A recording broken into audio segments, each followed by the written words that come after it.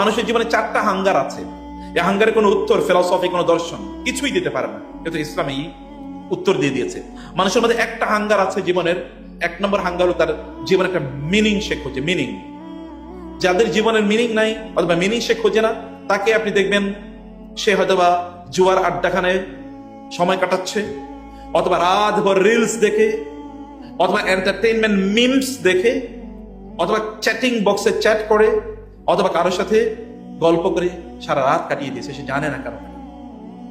সে কতক্ষণ গান শুনেছে, মন খারাপ, এরপরে সিনেমা দেখেছে, মন খারাপ, এরপরে পর্ন দেখেছে, মন খারাপ, এরপরে খেলা দেখেছে, মন খারাপ, কোনো কাজে কোনোভাবেই তার মন ভালো হয় না, এরপরে ঘুমিয়ে পড়েছে, তারপরে ঘুমও হয় না। সকালবেলা যখন ঘুম থেকে উঠে তখন তার শরীর মেজমেজ করে, সে জানে না কি কারণে সে বেঁচে আছে, কারণ তার জীবনে সে মিনিংই বুঝে না।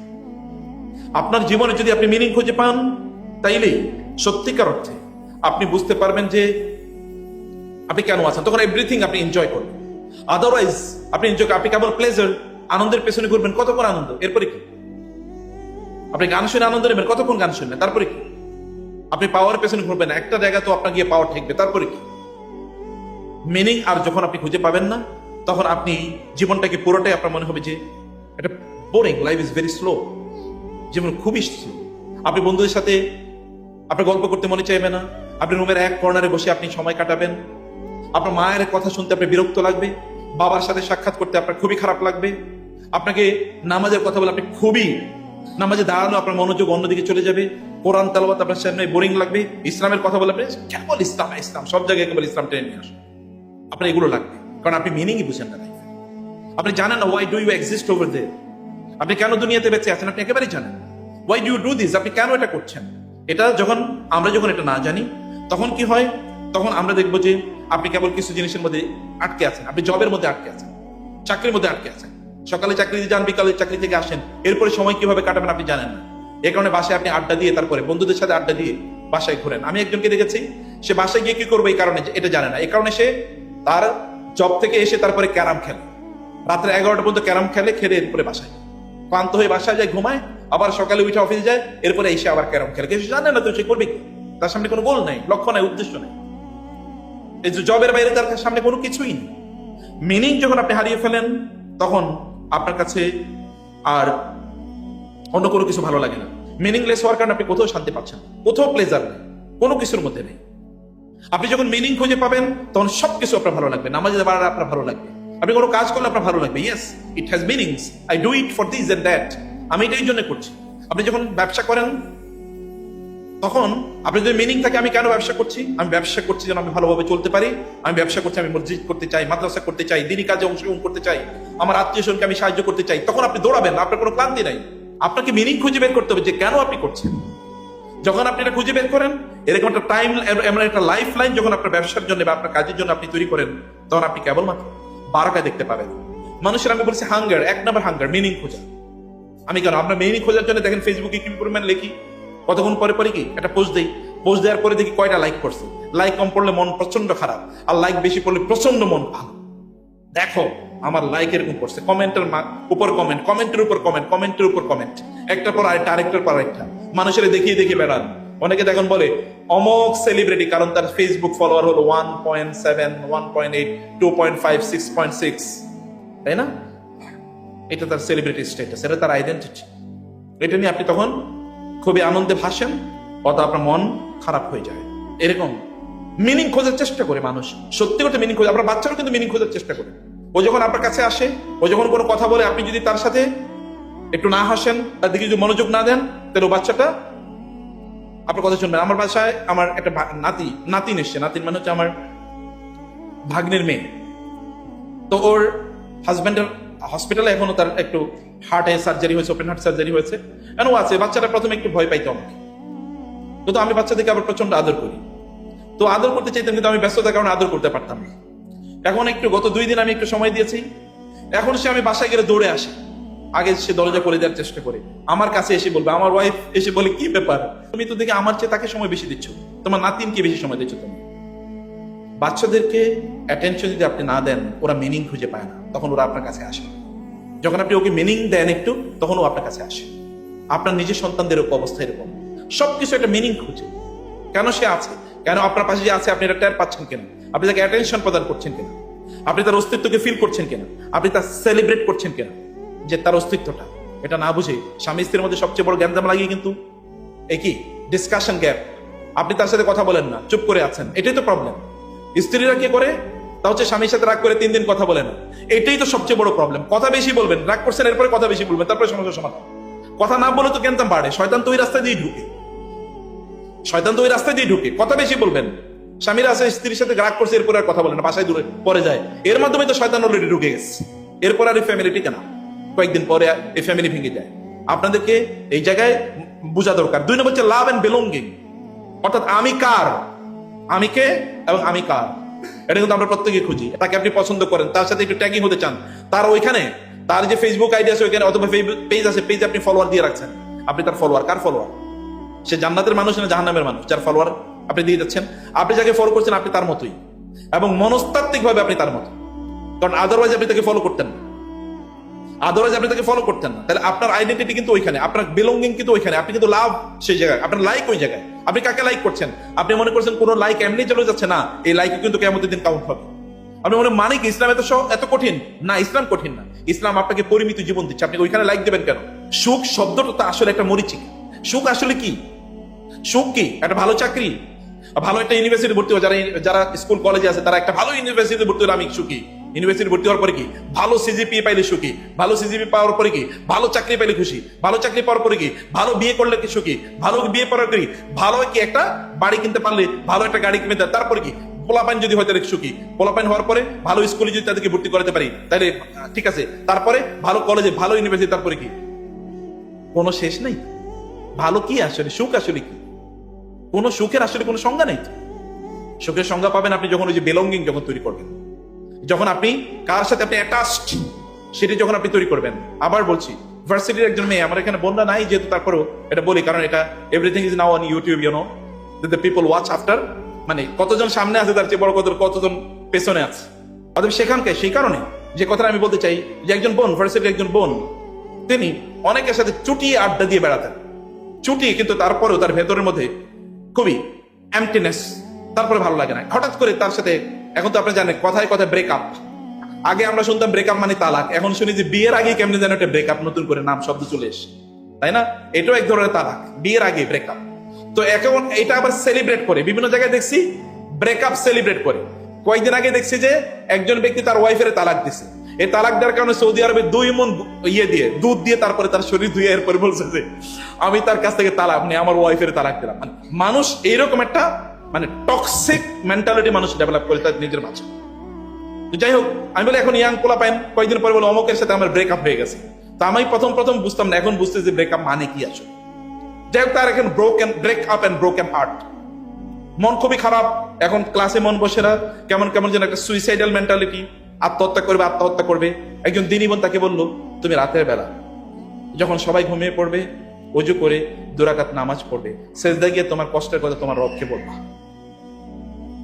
হঠাৎ করে তার জীবনে প্রথমবারের মতো সে সেজদায় লুটিয়ে পড়ল, এবং তার কথাগুলো, তার কষ্টের কথাগুলো, তার কষ্টটা তার রবের সাথে শেয়ার করলো, এবং তার একটু ভালো লাগে, তো প্রথমবার মতো একটু সুখ অনুভব করলো। কারণ আপনারা জানেন, কষ্ট যদি কারোর সাথে শেয়ার করা যায় খুবই মন হালকা হয়ে যায়, কিন্তু কষ্ট তো সবার সাথে শেয়ার করা যায় না। আমি বহু নাস্তিককে জিজ্ঞেস করেছি তাদের জীবনে সবচেয়ে বড় কষ্ট কি, তারা বলল তাদের কষ্টের কথা কাউকে বলা যায় না, কিন্তু আমাদের কষ্টের কথা আমরা বলার মতো একজন আছে। কে তিনি বলেন তো? আল্লাহ। আল্লাহকে আমাদের কষ্টের কথা বলতে পারি।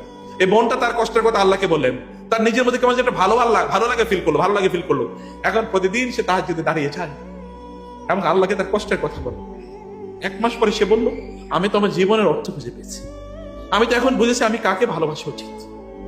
আমি তো সত্যি করতে আমার রবের সাথে ব্রেকআপ করেছিলাম আগে, অথচ তার সাথে আমার রিলেশনটা, আমার তার সাথে কানেক্টেড হওয়ার কথা ছিল। একবার চিন্তা করে দেখেন, যিনি আসমান এবং জমিনের মালিক, তার সাথে যদি আপনি কানেক্টেড হতে পারেন, who is there to defeat you? কে আছে এই পৃথিবীতে যে নিয়ে আপনাকে পরাজিত করতে পারেন? আপনার মন খারাপ করে দেবে কে আছে? ওয়ালিল্লাহি মুলকুস সামাওয়াতি ওয়াল আরদ। আসমান এবং জমিনের মালিক, মালিকাল মুলক, তুতিল মুলকা মান তাশা ওয়া তানজিউল মুলকা মিম্মান তাশা ওয়া তুইজ্জু মান তাশা ওয়া তুযিল্লু মান তাশা বিয়াদিকাল খায়র। এই যে ভাইরা, আপনারা যারা নতুন ব্যবসা শুরু করছেন না, আমি তো ব্যবসার পক্ষের লোক, আপনারা জানেন। আমি যদিও ব্যবসা করি না, কিন্তু আমি ছোট্ট একটা ব্যবসা করি বটে, এডুকেশনাল ব্যবসা। কিন্তু আপনাদেরকে বলছি যে আপনারা যারা ব্যবসা করেন, ব্যবসায়ীদেরকে প্রচন্ড ভালোবাসেন। কারণ কি জানেন? কারণ এই যে পণ্য আমাদের সামনে আছে, এগুলো ব্যবসায়ীদের কারণে এসছে। এই যে আমি জামা যেগুলো গায়ে দিছি, এটা সব ব্যবসায়ীদের কারণে। আদরে যে পণ্য আমি পাইতাম, আমার জুতা থেকে শুরু করে মাথার টুপি পর্যন্ত পুরোটাই ব্যবসায়ীদের কাছে। আজকে বাসায় নখও কাটছি ব্যবসায়ীদের কারণে, নাইলে আমি নখ কাটার মেশিন, নেল কাটার পাইতাম কই। এখন I love them very much. জন্ম থেকে শুরু করে মৃত্যু পর্যন্ত ব্যবসায়ীদের প্রচন্ড কি প্রয়োজন আছে। আর এই ব্যবসায়ীরা যদি মুসলিম ব্যবসায়ী, আচ্ছা দেখেন গোটা পৃথিবী নিয়ন্ত্রণ করছে অমুসলিম ব্যবসায়ীরা, অথচ গোটা পৃথিবীর মালিক হচ্ছে মুসলমানরা। ওয়ালাকাদ কাতাবনা ফিজ জাবুরি মিন বাদি যিকরি আন্নাল আরদা ইয়ারিসুহা ইবাদিয়াস সালিহুন।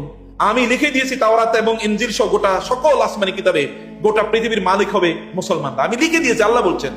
তাহলে আপনি কেন মালিক হলেন? এটা কার ব্যর্থতা? এটাকে আল্লাহর ব্যর্থতা। তারা বলছেন দেবেন আপনাকে, তাহলে আপনি উদ্যোগ নেন, আপনি সঠিক পথে চলেন নাই। আপনি এই জাতীয় নতুন স্টার্ট আপের কথা বলছি, আপনি স্টার্ট আপ নেন নাই, আপনি নতুন চিন্তা করেন নাই। নতুন সবকিছু করতে আমরা ভয় পাই। কেন আপনি ভয় পাবেন? আজকে গোটা পৃথিবী জুড়ে যদি অ্যামাজন যদি গোটা পৃথিবীকে নিয়ন্ত্রণ করে, আলিবাবা যদি গোটা পৃথিবীকে নিয়ন্ত্রণ করে, কে চিন্তা করেছে? অ্যাপল যদি গোটা পৃথিবীকে নিয়ন্ত্রণ করে, আইবিএম যদি গোটা পৃথিবীকে নিয়ন্ত্রণ করে, তাহলে কে এটা আগে চিন্তা করেছিল? ইন্টারনেট, এখন গুগল, এখন এআই, চ্যাট জিপিটি গোটা পৃথিবীকে নিয়ন্ত্রণ করে, কে আগে চিন্তা করেছে? ওরা আগে চিন্তা করেছে, এই কারণে ওরা নিয়ন্ত্রণ করে। আপনি কেন আগে চিন্তা করলেন না? আপনার চিন্তাটা কোথায় গিয়ে ঠেকছে? আপনি কেবল ফেসবুক নিয়ে আসেন, ফেসবুক তো ওরাই বানাইছে, ওরাই তো বানিয়েছে। আপনি কেন এরকম প্ল্যাটফর্ম তৈরি করলেন না? তার মানে এটা নিয়ে চিন্তাই নেই, আমাদের মাথায় নেই এটা, যে আমি পৃথিবীকে নিয়ন্ত্রণ করতে চাই। এই মানসিকতা তৈরি করতে হবে। এই মানসিকতা তৈরি করলে আপনি এগিয়ে যাবেনই, কারণ আপনার রব বলেছেন ইন্নাল্লাহা লা ইউখলিফুল মিয়াদ। একজন মুসলমানের জন্য এর চেয়ে বড় আর কথা কি? আল্লাহ তাআলা তার ওয়াদা ভঙ্গ করেন না। মানে আল্লাহ আপনাকে ওয়াদা দিয়েছেন লাইসা লিল ইনসানি ইল্লা মা সা ওয়া আন্না সাইয়াহু সাউফা ইউরা, যে তুমি যদি চেষ্টা করো আমি তোমাকে সফলতা দেবই দেব। ফালাক্তাহামাল আকাবা ওয়ালা ওমা আদরাকা মাল আকাবা ফাক্কু রাকাবা লাকাদ খালাকনাল ইনসানা ফি কাবাদ। আমি মানুষকে সৃষ্টি করেছি এমন ভাবে ও চেষ্টা করলে সফল হবে। আমি মানুষকে সৃষ্টি করেছি এরকম ভাবে যে ও চেষ্টা করলেই সফল হবে। অর্থাৎ আপনাকে চেষ্টা করলে সফল হবে আল্লাহ বলে দিয়েছেন। আপনি কেন চেষ্টা করবেন না? আপনি মনে করছেন যে আপনি যে সময়, আপনি যে ফেসবুকে সময় দিচ্ছেন, আপনি হয় you are either purchaser, you are consumer or you are product itself. আপনি হয় প্রোডাক্ট কিনতেছেন অথবা আপনি নিজেই প্রোডাক্ট হয়ে যাচ্ছেন। কিভাবে জানেন? আপনি যখন কারো ফেসবুকে যখন লাইক দিচ্ছেন, কমেন্ট করছেন, যখন আপনি কোনো রিলস দেখছেন, ইউটিউবে ভিডিও দেখছেন, তখন কি আপনি আপনার নিজের বিক্রি করে দেন নাই? দিচ্ছেন কিনা? আপনার বুঝেন নাই বিক্রি করছেন কিনা? কেউ না কেউ আপনাকে কিনছে, মানে আপনাকে কেউ না কেউ বিক্রি করে দিচ্ছে। কারণ আপনি যখন দেখছেন তখন এটা দিয়ে কেউ টাকা ইনকাম করছে। এটা আপনি যার ভিডিও দেখছেন সে টাকা ইনকাম না করলে ইউটিউব নিজে টাকা ইনকাম করছে। কারণ ইউটিউব এটা দেখায়, দেখো আমার এখানে সকল মানুষ এখন ইউটিউবে চলে এসে এখন টেলিভিশন দেখা। অতএব তোমরা আমার এখানে বিজ্ঞাপন দেয়। এখন মানুষ টেলিভিশনে বিজ্ঞাপন দেন, ইউটিউবে বিজ্ঞাপন দেয়। এখন এই কারণে ইউটিউব আপনাদেরকে পেও করে। আপনি যখন ইউটিউবের চ্যানেল থাকে আপনার পে করে, ও টাকা ইনকাম করে করতে, ও তো কোম্পানির কাছ থেকে টাকা নেয়। তার মানে you are already sold out. আপনি কেন সোল্ড আউট হচ্ছেন? আপনি কেন নিজে সেলার হচ্ছেন? আপনি কেন বিক্রেতা হচ্ছেন? আপনি কেন এত ক্রেতা হন? আপনি কেন এত কনজিউমার? Obsessive consumerism. কেবল আমি বাজারে যাই কেনার জন্য। কারণ আপনি বাজারে কিছু বিক্রি করার জন্য যেতে পারেন না? আপনি বাজারে পণ্য বিক্রি করতে পারেন না? আপনি এত বেশি ক্রেতা হলেন কেন? মুসলমানরা তো ক্রেতা জাতি না, মুসলমান তো বিক্রেতা জাতি। মুসলমান তো বিক্রেতা জাতি। অতএব আপনি আল্লাহ সুবহানাহু ক্রেতা। ইন্নাল্লাহা আশতারা মিনাল মুমিনিনা আনফুসাহুম ওয়া আমওয়ালাহুম বিআন্না লাহুমুল জান্নাহ। আল্লাহ তাআলা মুসলমানদের কাছ থেকে কিনে নিয়েছেন। মুসলমানরা বিক্রেতা, আল্লাহ তাআলা ক্রেতা। আপনারা বিক্রি করবেন, বিক্রির পণ্য আপনারা নির্মাণ করেন, তৈরি করেন। এরকম ব্র্যান্ড, হাজার ব্র্যান্ড আপনারা তৈরি করেন, হাজার ব্র্যান্ড তৈরি করে আপনার প্রচুর পরিমাণ সম্পদের মালিক হন। কিন্তু আগেই বলছি মিনিং, সম্পদের মানে কি? সম্পদ কেন ইনকাম করছেন? সিনেমা দেখার জন্য? বাসায় একটা বড় টেলিভিশন কিনে নেবেন এই জন্য? একটা মোবাইল মানে আইফোন 17 এবার বাজারে এসে না কিনলে আপনার আত্মহত্যা করা উচিত। কারণ একটা আইফোন 17 নাই, আমার জীবন দিয়ে লাভ, এই জীবন দিয়ে করবো কি, এরকম একটা ভাব তৈরি হয়েছে। আপনি আইফোন 17 কিনে টাকা ওর পকেটে কেন দেন? আপনি নিজে এরকম একটা ব্র্যান্ড 2 লাখ টাকা দিয়ে কিনা করা যায়। 2 লাখ টাকা দিয়ে আপনি দেখেন জুসের কমপক্ষে 10টা দোকান দেওয়া যায়। এখন 10-15-20 হাজার টাকা দিয়ে একটা জুসের দোকান দেওয়া যায়। আপনি জুসের দোকান দিয়ে দেখেন না, একটা ভালো জায়গায় দিয়ে দেখেন আপনার ডেইলি কত ইনকাম হয়। ডেইলি কমপক্ষে 2000 টাকা ইনকাম হবে। মাসে আপনার 60,000 টাকা ইনকাম হবে। আপনার মাসে 60,000 টাকা ইনকাম হবে। তাহলে আপনি সেটা কেন করবেন? আপনি এরকম ছোট করেন, আপনি কোন একটা টং দোকান বানিয়ে দেন একজনকে। মানে আপনি ফেরি করে বিক্রি করার জন্য 5টা এলাকা থেকে 5টা ছেলেকে নিয়ে আসেন, যে আমি তোমাকে ভ্যান কিনে দিলাম, তুমি ফেরি করে বিক্রি করো। প্রতিদিন যা লাভ হবে আমি তোমাকে ইনভেস্টমেন্ট দেবো, যা লাভ হবে তুমি আমাকে 50 দেবা, তুমি 50% নেবে। করতে পারেন। আইডিয়ার অভাব তো নেই।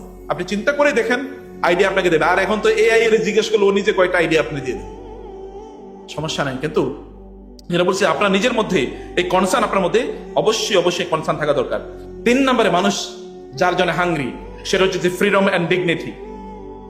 ফ্রিডম এবং ডিগনিটি, আপনি নিজের ফ্রিডম বেসে দিয়েন না ওদের কাছে, সোশ্যাল মিডিয়ার কাছে বিক্রি করে দিয়েন না ফ্রিডম। আপনি জানেন আপনি এখন নিজে চুজ করতে পারছেন না, আপনি নিজে চুজ করতে পারছেন না। যে বোনেরা বলেন তো আপনারা এখন নিজেরা চুজ করেন কিনা? আপনি কোন কসমেটিক্স কেনবেন, এটা তো ওই মহিলা কোন কসমেটিক্স এর সেই বিজ্ঞাপন দিয়ে এটা আপনি দেখে কেনেন। অথবা এখন তো আমাদের বোনরা রান্নাও শিখে আরেকজনের কাছ থেকে, যে রান্না নাকি এটা শেখা লাগে, রান্নার জন্য কোর্স করে, ইউটিউবের ভিডিও দেখে নতুন নতুন করে রান্না শেখে। যদি আপনি বিজনেস করার জন্য করেন, আমি মাইন্ড, আই ডোন্ট মাইন্ড। যদি বিজনেস করার জন্য করেন, আদারওয়াইজ কারে খাওয়ানোর জন্য আপনি এত খাওয়া লাগে নাকি মানুষের? আল্লাহ রাসূল সাল্লাল্লাহু আলাইহি ওয়াসাল্লাম কি বলেন নাই যে একজন মানুষের জন্য কয়েকটা লোকমা খাবারই যথেষ্ট? লোকাইমাত। রাসূলুল্লাহ সাল্লাল্লাহু আলাইহি ওয়াসাল্লাম পৃথিবীর সবচেয়ে সফল মানুষ, খাইছে মাত্র 2 বেলা, আর আমরা 6 বেলা খাওয়ার পরে বলে আজকে খাবারটা একটু কম হয়েছে, এবং এরপরে কি আর কোনো কাম হয় না। আল্লাহ রাসূল সাল্লাল্লাহু আলাইহি ওয়াসাল্লাম রাতের বেলা খেয়ে ঘুমিয়ে পড়তেন না। তিনি বলেছেন রাতের বেলা যদি তোমরা খাওয়ার পরে ইবাদতের আগে ঘুমাবা না, কমপক্ষে 2 রাকাত নামাজ পড়ে ঘুমাবা। কি এক্সারসাইজ! চিন্তা করে আমি অবাক লাগে, 1500 বছর আগে কেমনে বলে গেলে কথা? আল্লাহর নবী না হলে এটা আমি কোনোদিন বিশ্বাস করতে পারতাম না, যে এটা কেমনে বলে। নবী হওয়ার কারণে সবকিছু, everything is directed by Allah. Otherwise কেমনে বলে? 1500 বছর আগে লোকেরা এসে যা বলে তিনি তাই বলে গেছেন 1500 বছর আগে, অথবা তার চেয়ে আরো অ্যাডভান্স, যেগুলো এখনো মানুষ বোঝে না, এগুলো সব বলে গেছে। আর রাতের বেলা একটু আগে খেয়ে পড়েন, দুপুর বেলা কম খান। আপনি সফল হতে চান, দুপুরে খাওয়া বন্ধ করে দেন, কম খান, সকালবেলা একটু বেশি খান। এভাবে আপনি লাইফস্টাইল ডায়েট কন্ট্রোল করেন যদি সফল হতে চান। পেটের ভারে আপনি নড়তে পারেন না, কেমনে আপনি কাম করবেন? পেটের ভারে নড়তে পারে না, পেটের চাহিদা পূরণ করতে করতে তার দিন শেষ। এ লোক কাজ করবে কিভাবে? দুনিয়া কন্ট্রোল করবে কিভাবে? আপনার নিচের অংশ যদি পুরা থাকে তাহলে উপর অংশ ফাঁকা, নিচের অংশ যদি পুরা থাকে তাহলে উপর অংশ ফাঁকা, নিচের অংশ পেট আর উপর অংশ হলো মাথা। এটা যত ফুল থাকবে ওটা খালি থাকবে, এটা যত খালি থাকবে ওটা যত ফুল থাকবে। এটাকে খালি রাখেন একটু। এই কারণে ইসলাম 1 মাস রোজা রাখা ফরজ করে দিয়েছে। You have to understand the psychology and the secret wisdom behind fasting in the month of Ramadan.